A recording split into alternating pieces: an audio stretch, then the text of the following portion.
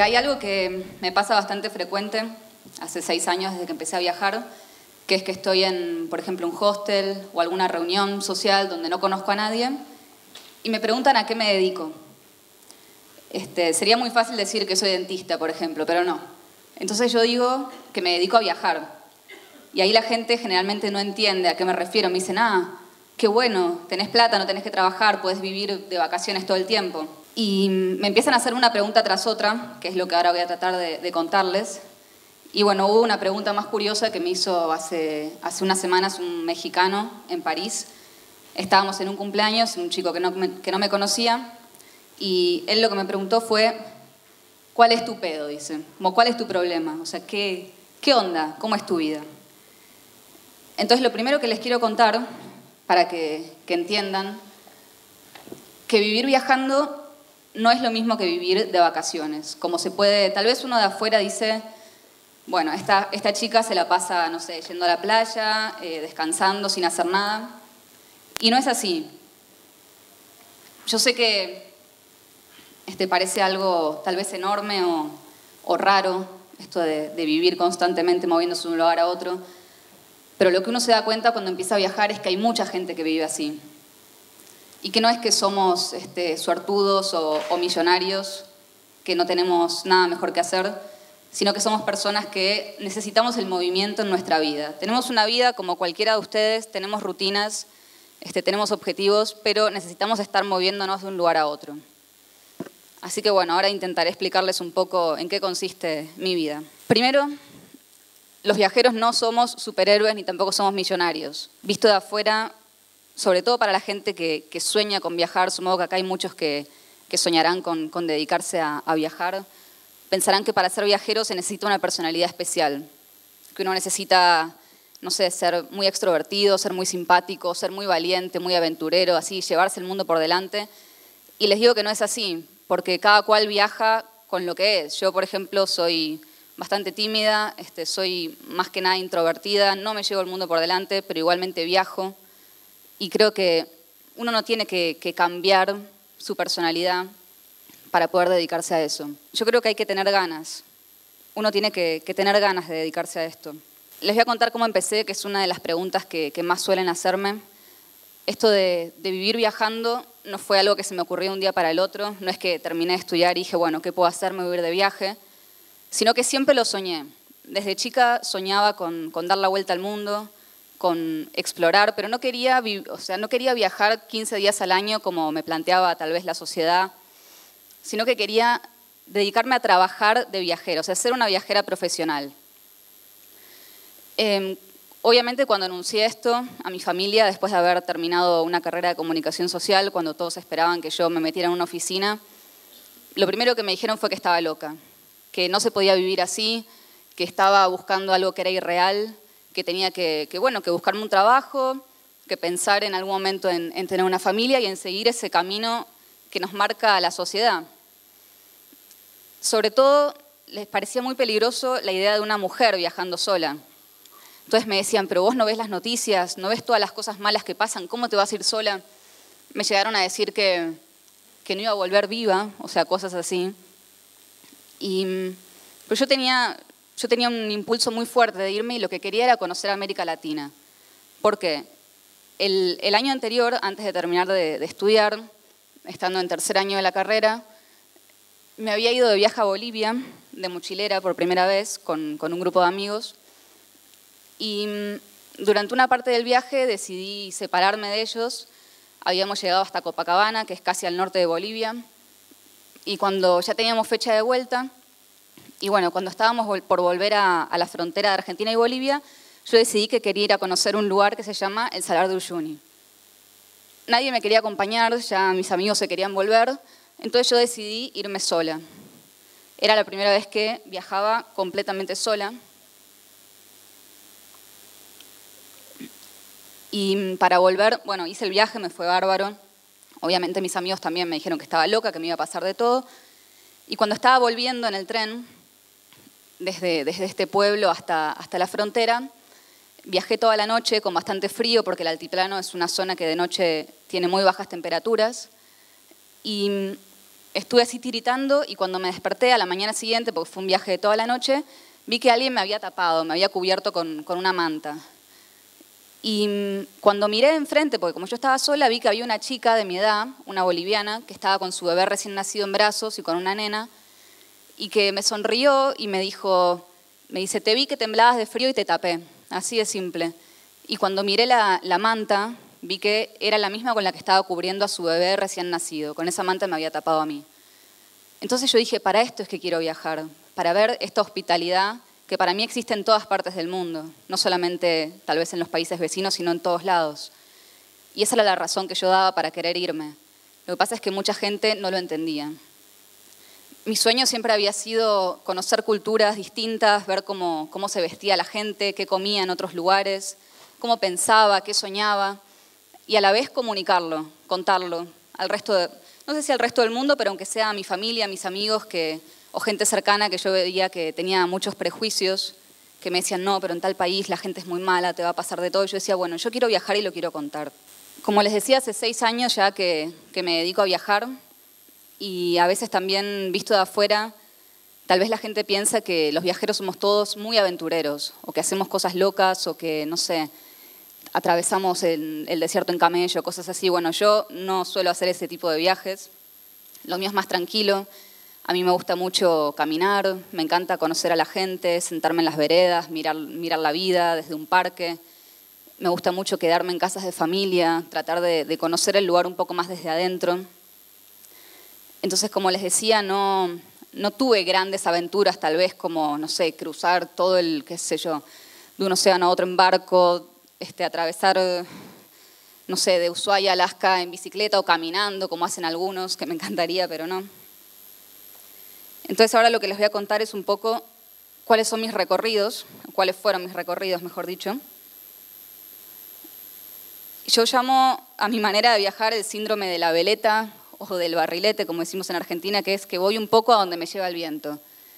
La primera vez que me fui, mi plan era irme desde Buenos Aires hasta México, tenía pensado tardar 6 meses, calculaba que 15 días por país estaba bien. 6 meses me parecía algo enorme, visto desde mi vida en Buenos Aires y desde mi rutina. Bueno, ese primer viaje finalmente duró 9 meses, nunca llegué a México.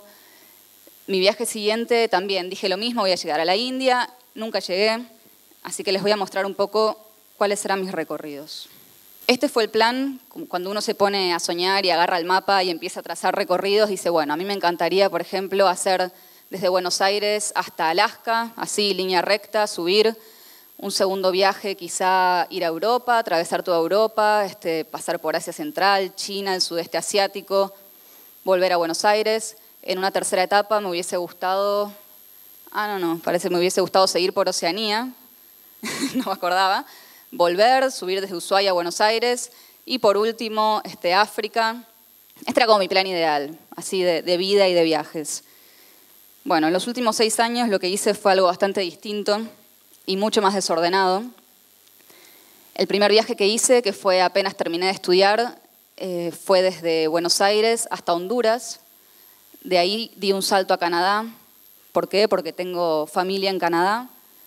Una prima de mi mamá emigrada de Hungría, al igual que mi mamá, que me invitó a visitarla.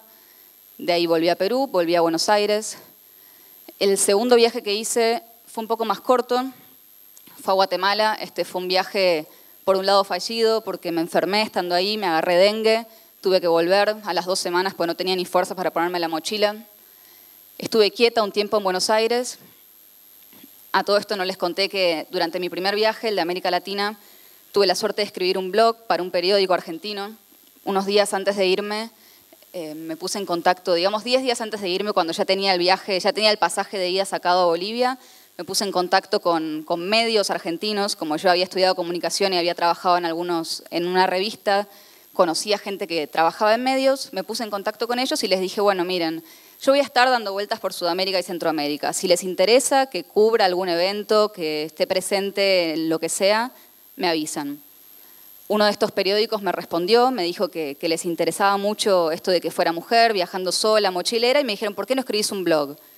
Yo tenía pensado hacerlo, lo que pasa es que tenía pensado hacerlo para mí, en un blog más chiquito, y bueno, al final empecé casi casi por obligación en un medio muy grande, con bastante exposición, lo cual fue un desafío también enorme para mí.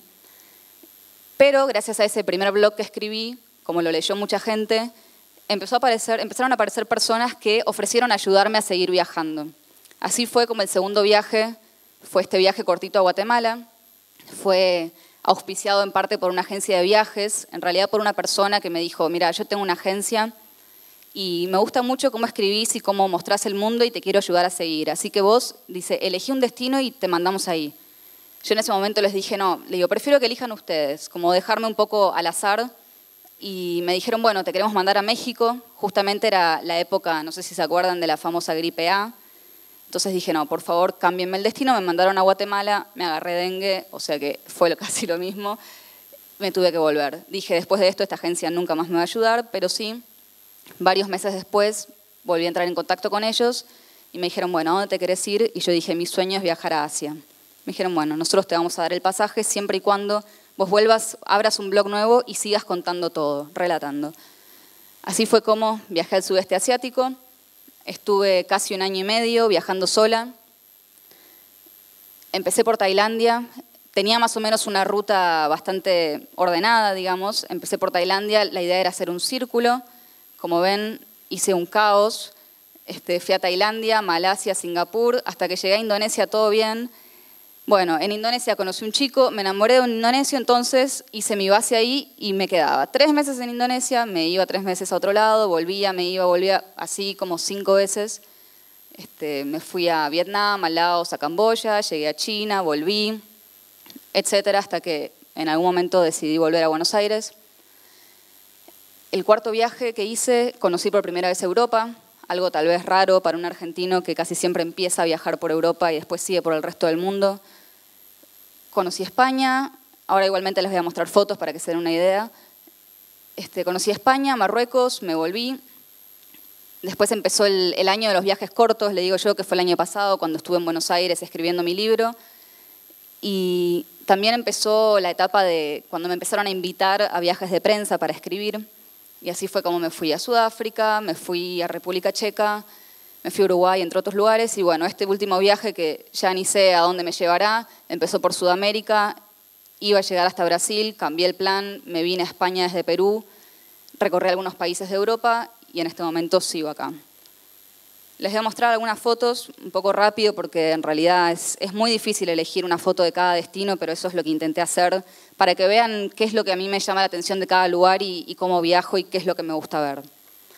Esta es una foto de mi primer viaje a Bolivia, el que les conté, cuando esa chica me tapó con la manta. Esta era la hija, que se llama Helen. Digamos que fue la primera vez tal vez que yo interactuaba así con alguien de una cultura tan distinta. Esto es en Perú, son las ruinas de Maras Moray.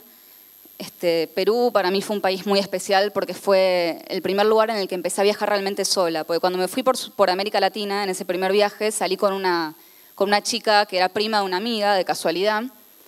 Así que también empecé con ella, empezamos el primer mes y medio, pero Perú fue el país que me impulsó a seguir camino sola hacia el norte, con todos los miedos que eso acarreaba. De Perú pasé a Ecuador, un país donde entré todavía más en contacto con la gente. Ese viaje para mí, ese primer viaje, fue más que nada un descubrimiento de lo que era la vida viajera. Y también fue una sorpresa ver la cantidad de gente que había viajando. Era algo que a mí me llamaba mucho la atención. Yo la primera vez que me fui creí que iba a ser la única, que no iba a haber ningún viajero dando vueltas, que yo iba a estar sola, que iba a ser la única loca que iba a estar ahí perdida. Y no, me di cuenta de que había todo un circuito de gente que se dedicaba a viajar y que de alguna manera se iba financiando en el camino. Después seguí por Colombia, un país en el que empecé a ver esas dos caras que tienen los lugares, tal vez la cara, esto es Cartagena de Indias, la cara más turística, que es la que se trata de mostrar, la embellecida, esa parte maquillada de las ciudades, y después la cara que es tal vez la más auténtica o la que no aparece en las guías turísticas, y que vale muchísimo la pena conocer también, que para mí en realidad ese es el motivo para viajar.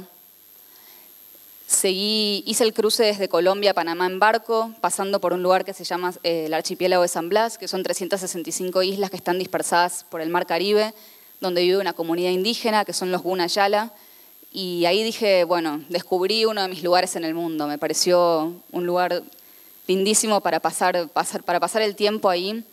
Ellos no permiten ningún tipo de inversión extranjera en la isla, todo lo manejan ellos, es todo alojamiento ecológico. De ahí pasé a Costa Rica, donde me encontré con una amiga. Costa Rica fue más que nada esa exuberancia, naturaleza, playa, tranquilidad. Costa Rica es un país muy tranquilo, es el lugar donde mucha gente elige para ir a retirarse, ya después de los 65. De ahí pasamos, con mi amiga, pasamos juntas a Nicaragua. Y Centroamérica fue un poco ese mundo del transporte público, donde la gente se sube con sus cajas repletas de gallinas, con pollitos, las mujeres se suben vendiendo fruta, vendiendo comida. Y es todo un mundo también que tiene lugar dentro del transporte público. De ahí pasamos a Honduras, donde no estuvimos tanto tiempo, yo ya me iba para Canadá, pero bueno, pudimos ver un poco del mundo de las ruinas mayas. Esto es Vancouver, en Canadá, que es la ciudad que yo conocí, y me viene a la mente una frase que dicen que el pez no sabe lo que es el agua, que uno a veces hasta que no sale de un lugar no es capaz de ver realmente cómo es ese lugar. Entonces cuando llegué a Vancouver y vi que era todo ordenadísimo y muy limpio y era una prolijidad total, me di cuenta de cómo me gustaba el caos también, ese caos latino y la música y los sonidos y, no sé, los gritos y que te hablen en la calle. Si bien Vancouver también me pareció una ciudad lindísima. Esta es una foto de Guatemala. Como les contaba, en Guatemala viví la hospitalidad desde otro lado, la hospitalidad desde un hospital, cuando la doctora me cuidó como si yo fuese su hija. Porque también pasa eso con las mujeres que viajamos solas. A veces, visto desde afuera, parece que, bueno, es verdad que somos más vulnerables y que estamos más propensas tal vez a tener, no sé, a correr algún riesgo, pero también la gente local te cuida muchísimo siendo mujer, porque te ven más desprotegida, y les agarra, yo creo que el instinto materno a muchísimas mujeres. Yo tengo un montón de mujeres que me cuidan por todas partes. Le digo a las madres sustitutas, hermanas sustitutas, familias adoptivas. Y bueno, el hospital no fue la excepción. Esta mujer me cuidó y hasta el día de hoy, ya pasaron varios años, me sigue escribiendo, me sigue mandando mails, que qué lindo, cómo estás viajando, mi paciente. De ahí volví a Buenos Aires durante varios meses y aterricé en Tailandia. Lugar que para mí fue como caer en paracaídas a otra realidad, así a una realidad completamente distinta. Si bien América Latina ya tenía bastante vida al aire libre, Asia era una explosión de actividades en la vereda. Todo en Asia pasaba puertas para afuera. Entonces caminás por la calle y tenés la gente cocinando, la gente comiendo, la gente reunida, charlando, haciendo sus oficios afuera. Justamente en Tailandia llegué en abril, que era el mes más caluroso, y fue cuando ellos festejan el Año Nuevo budista con pistolas de agua y guerras de agua masivas en todas las ciudades, así que también recibí varios baldazos. De ahí pasé a Malasia, país del que no sabía nada, sinceramente no tenía ninguna idea de Malasia. Era un país que tal vez entre ciertos viajeros tenía una reputación de aburrido. A mí me fascinó, me encantó ver la mezcla cultural que había. Ellos, por ejemplo, bueno, la madre y la hija son malayas, indias malayas, que es una de las grandes comunidades que hay en Malasia. Estuve en Singapur, un país, una ciudad-estado en realidad, bastante chiquita, también con gran mezcla cultural, muchas prohibiciones, porque en Singapur casi todo está prohibido, y un afán por la comida y por los festivales religiosos de todo tipo. Esto era Indonesia, lugar donde salía a la calle y me sacaban fotos solamente por ser extranjera. Ahí tienen una fascinación, no sé por qué, pero tienen una fascinación por los occidentales. Entonces nos llaman bulé, así como en América Latina tal vez nos dicen gringos, nos llaman los bulé y te ven y se amontonan y vienen corriendo y te quieren sacar fotos y te quieren dar la mano y te agregan en Facebook y es una fiesta cada vez que salís a la calle. Indonesia era esto también. Era fotos constantes con gente desconocida que bueno, me preguntaba de dónde era, yo le decía Argentina, empezaban a gritar que era amiga de Maradona, venían todos juntos, me abrazaban y nos sacábamos 20 fotos. Pongo otra foto de Indonesia porque fue un lugar donde pasé mucho tiempo. Para mí Indonesia también era esto, era la hospitalidad constante de la gente, las sonrisas. Fue un país en el que llegué y me sentí demasiado bien, demasiado cómoda. En Filipinas fue una situación completamente distinta porque ahí conocí a través de un amigo a un cura filipino que me invitó a vivir a la iglesia junto con el resto de los curas y me llevó de paseo, nosotros diríamos de road trip, por Filipinas junto con las mujeres que iban siempre a la iglesia, así que fue un viaje muy distinto porque yo también tenía tal vez mis prejuicios por no conocer cómo es el día a día de un cura, no tenía ni idea y bueno, nos íbamos de karaoke todas las noches, se la pasaban tomando cerveza, no sé si habrán sido la excepción o todos los curas filipinos son así, pero la verdad que nos divertíamos un montón. De ahí pasé a Hong Kong, una ciudad en la que sentí que llegaba por primera vez a una gran ciudad. Fue muy impactante. Y es una ciudad que vista de arriba, así como la ven, es como una mole, pero después vos vas caminando por las calles y encontrás cosas muy asiáticas, o sea, es una mezcla muy, muy interesante, es una fusión de Oriente y Occidente total. Tiene sus templos y mucho budismo y mucha naturaleza también, lo cual sorprende tal vez.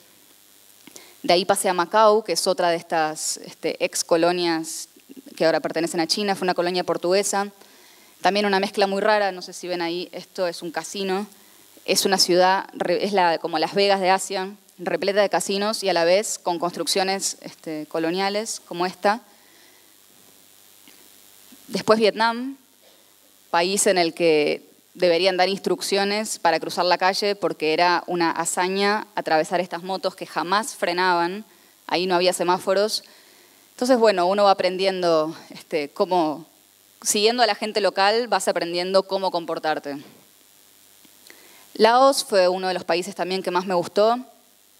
Era otro de esos países de los que la gente decía que era muy aburrido, que no había nada para hacer. Bueno, a mí me pareció un país increíble, con gente muy cálida, gente que te sonreía en la calle, te saludaba, te quería ayudar, te hacían preguntas. Me pareció uno de los países, no sé, a mí fue uno de los que más me gustó. Camboya, también un país muy especial con una historia reciente muy dura, lleno de niños, porque, bueno, gran parte de su población, la mayoría de la población tiene menos de 22 años debido al genocidio que sufrieron. Entonces, encontrarse un señor mayor en Camboya era algo raro. Yo acá me acuerdo que estaba visitando el templo y creo que le pregunté dónde quedaba el baño. Me invitó a acercarme, a sacarme fotos con él. No, creo que ni nos pudimos comunicar en realidad en inglés, pero bueno, de alguna manera nos entendimos. China fue el país donde todo venía en grandes cantidades. Yo llegué, en realidad tenía planeado ir a la India, no me dieron la visa y dije, bueno, ¿dónde puedo ir? Otro de los grandes países asiáticos, me fui a China. Llegué sin saber demasiado de la ciudad en la que estaba aterrizando. Unos días antes me enteré que era una ciudad como de 14 millones de habitantes, esto es Chengdu, en China Central. Y era también la dificultad constante, porque yo no hablo una palabra de mandarín y allá el inglés, tal vez en las grandes ciudades, pero en los pueblitos no. Entonces era estar constantemente perdida y tratando de buscar un idioma común, más allá del lenguaje, para poder comunicarme con la gente. Pero bueno, también vivía situaciones así. Un día me invitaron a un casamiento en una aldea, una amiga china que me fue a visitar mientras yo estaba ahí, y estábamos caminando, pasamos al lado de estas mujeres, nos pidieron que nos acercáramos y esta señora, la que me está abrazando, me estaba, según me dijo mi amiga china, me estaba diciendo que me quedara a vivir y me casara con su hijo, que me quedara en la aldea. Le dije que no, le agradecí, pero bueno, esto era lo que pasaba. También esto es lo que pasa a veces cuando uno es mujer y viaja sola. Se genera un vínculo muy, muy cercano con las mujeres del lugar. Yo no sé si a los hombres también les ocurre de esta forma, ya después nos contará alguno de los viajeros.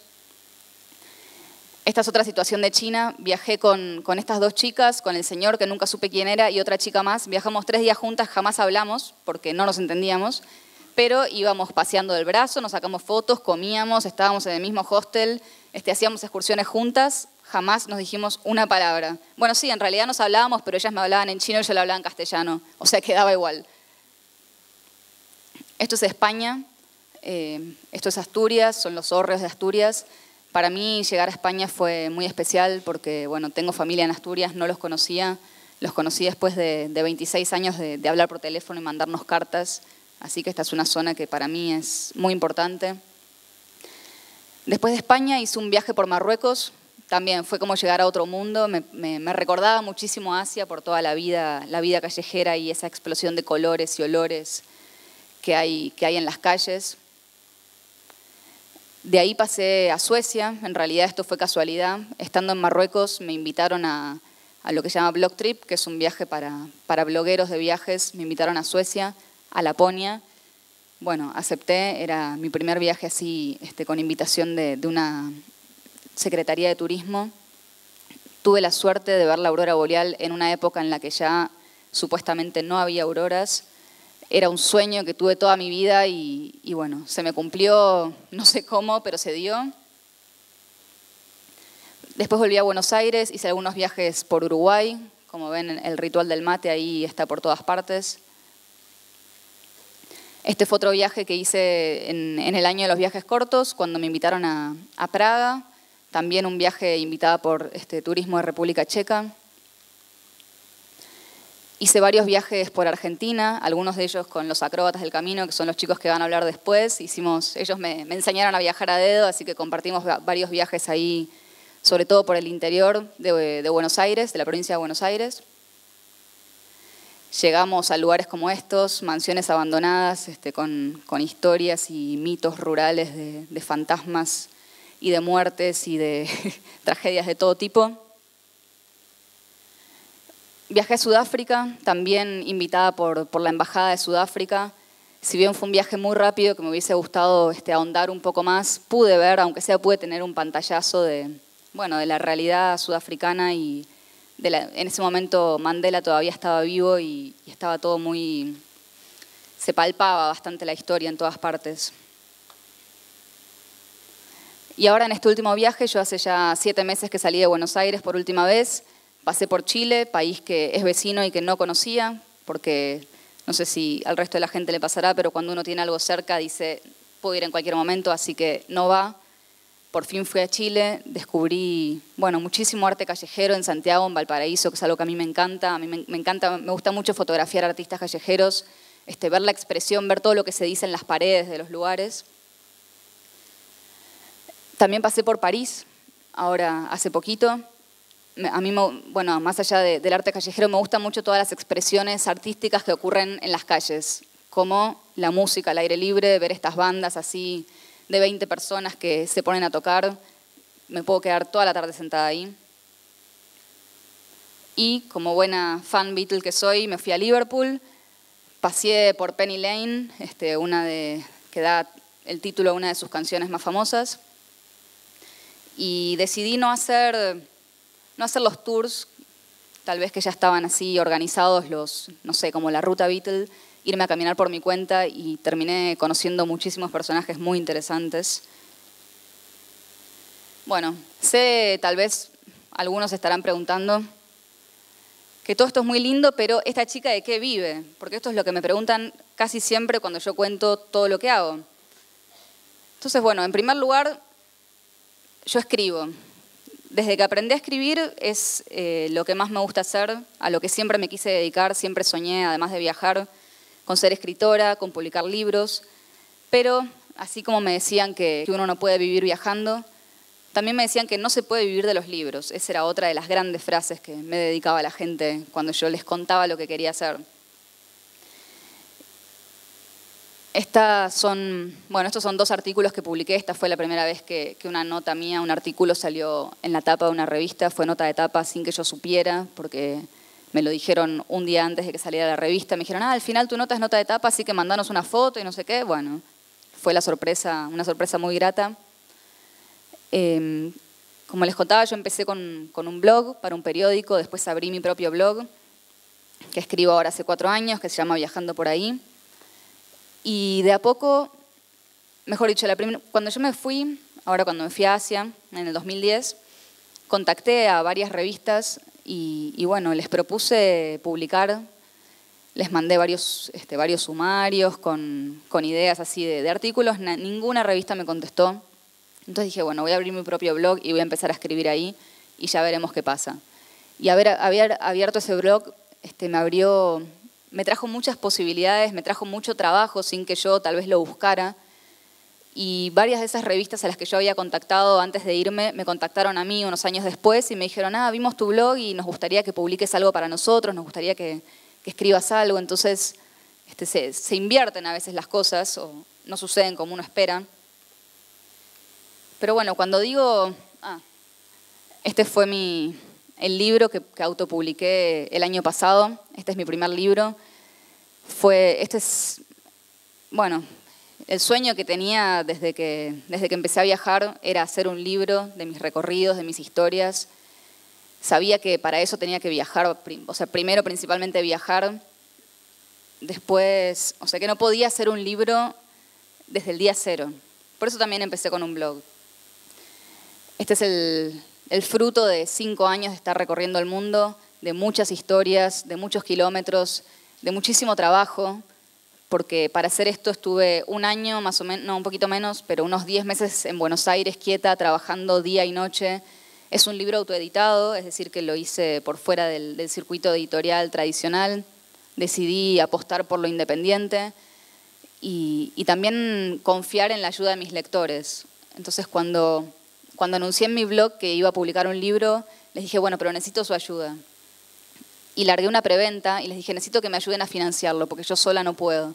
Largué una preventa y conseguí que, 400 de mis lectores compraran un libro que todavía no existía y que me ayudaran de esa forma a financiar este proyecto. Así que ellos formaron parte de esto. Sin embargo, mucha gente todavía me dice, cuando yo cuento, cuando digo, yo me dedico a viajar, me dedico a escribir, tengo mi libro, me dicen, pero con vender libros te alcanza, dice, pero no te morís de hambre vendiendo libros. Y no, porque cuando uno sale un poco de lo tradicional, es verdad, si uno publica tal vez un libro a través del mercado, o sea, de las editoriales tradicionales, si no sos bestseller, no sé si se puede vivir de eso, pero cuando haces algo por tu cuenta, sí se puede.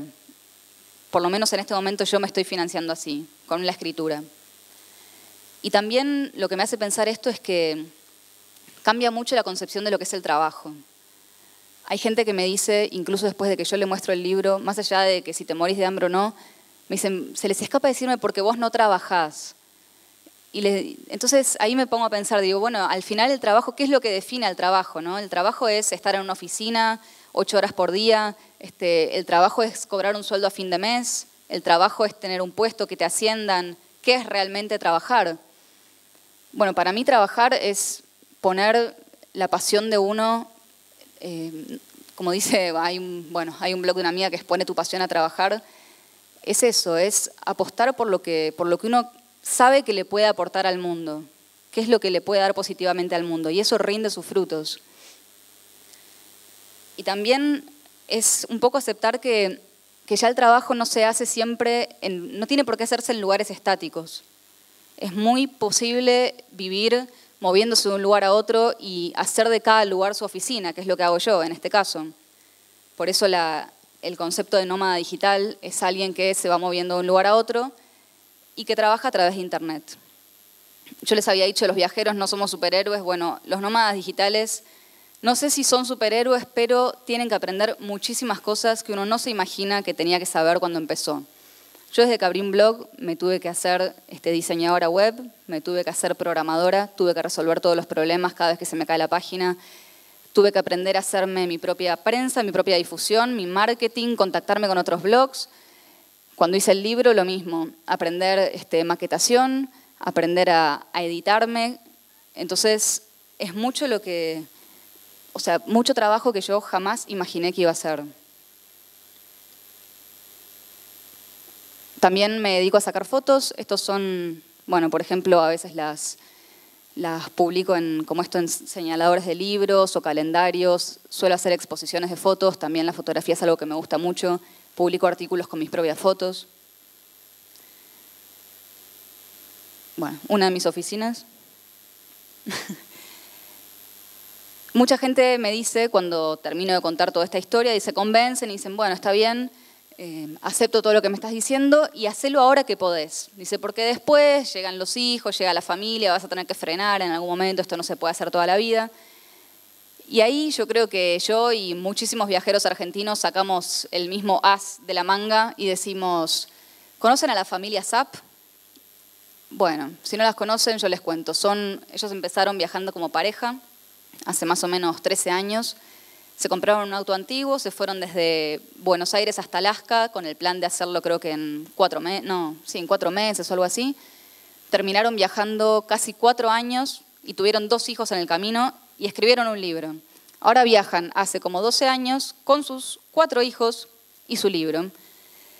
Y son un ejemplo, así como muchas otras familias que tal vez no son tan visibles como ellos, porque nosotros al escribir blogs o al escribir libros somos la cara visible de todo esto, pero hay un montón de gente que está viajando y haciendo grandes cosas y tal vez uno no se entera a través de internet, pero son el ejemplo de que se puede, de que uno no tiene que resignar lo que realmente quiere hacer y que no es incompatible esto de, por ejemplo, tener familia y vivir viajando. Entonces, otra pregunta que me hacen mucho es, ¿y cómo haces con el amor? Esa es una de las más frecuentes, siempre me preguntan eso.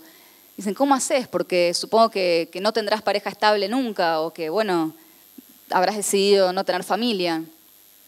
Yo, sinceramente, la primera vez que me fui, cuando recién empezaba, pensaba que eran 2 opciones que no se podían juntar. Decía, bueno, tendré que resignarme, saber que seré una viajera soltera de por vida, viajera solitaria, no tendré familia y apostar a mi pasión, que son los viajes. Después, cuando empecé a viajar, me empecé a cruzar con un montón de parejas viajeras. Y dije, bueno, esto es posible. No es que para tener pareja uno tiene que quedarse en un solo lugar. Si uno encuentra a alguien que tenga la misma pasión que uno, el mismo proyecto de vida y que también quiera estar en movimiento constante, entonces se puede, digamos, tener relaciones estables.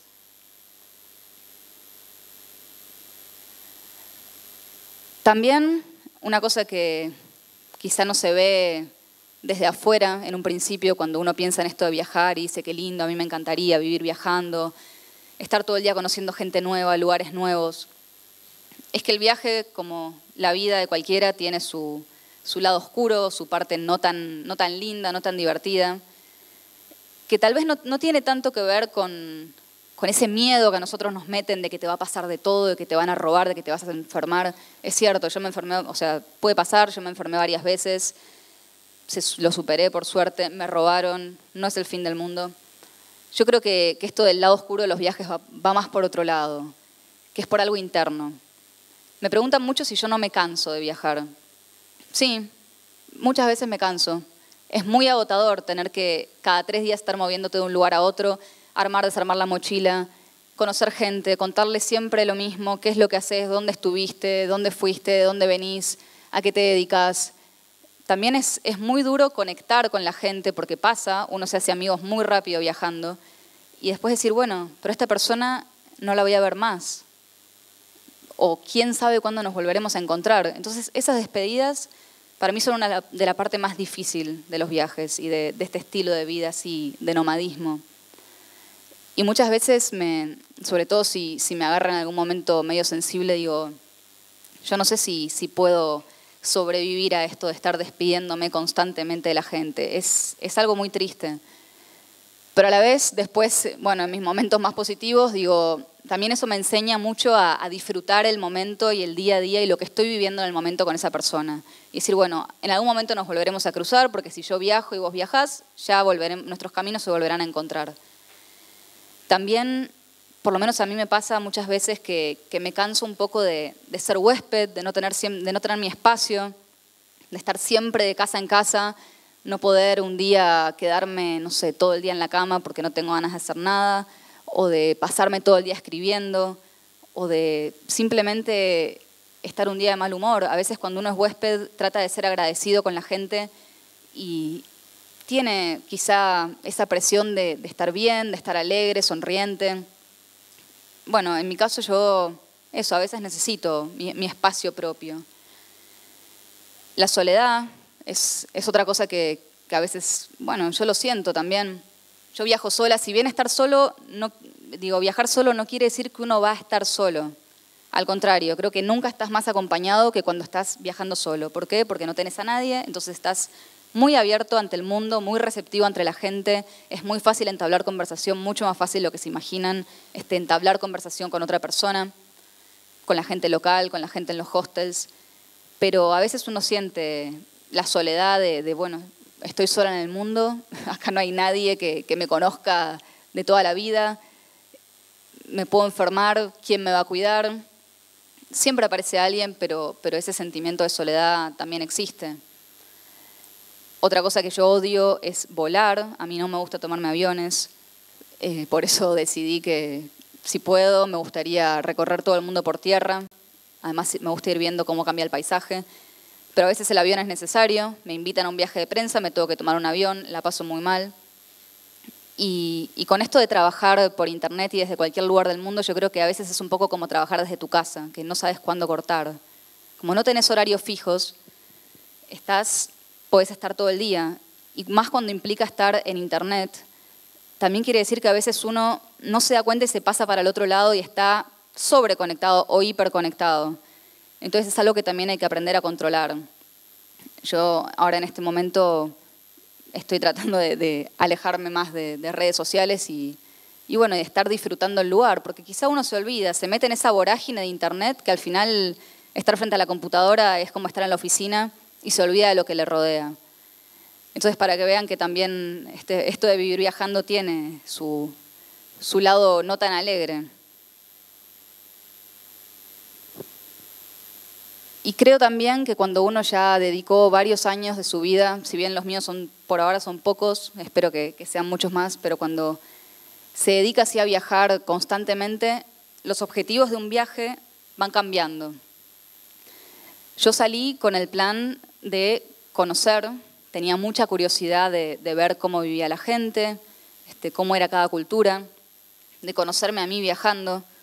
Después ese objetivo mutó en escribir un blog, contar historias, no sé, relatar qué cosas me iban pasando. Y finalmente encontré algo que me gusta, que son los libros, la escritura de libros. Yo considero que el libro es un arte analógico, si bien ahora tenemos los ebooks y es verdad que para un libro hay que estar en la computadora, pero me parece que es algo que se puede hacer mucho a mano, que es más artesanal.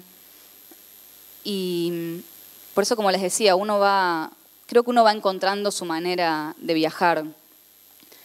Y no hay un viaje que sea, o sea, no hay un estilo de viajar que sea mejor o peor que otro. Cada cual lo hace según su forma de ser, según su personalidad, según qué es lo que esté buscando. Y creo que, bueno, si se quieren dedicar a viajar, que sepan que es posible, que tal vez al principio les parezca algo gigantesco, que les dé mucho miedo, que tengan muchas preguntas, es normal. Yo la primera vez que me fui, el día antes, me puse a llorar desesperada en los brazos de mi mamá, diciéndole, no me quiero ir, no sé por qué estoy haciendo esto, me va a pasar de todo. Es muy normal tenerle miedo a lo nuevo, a lo desconocido, pero van a ver cómo el viaje los va llevando y cómo también cada cual va encontrando de a poquito, bueno, su manera de viajar y de vivir y se va creando sus propias rutinas y va construyendo así su vida en movimiento. Gracias.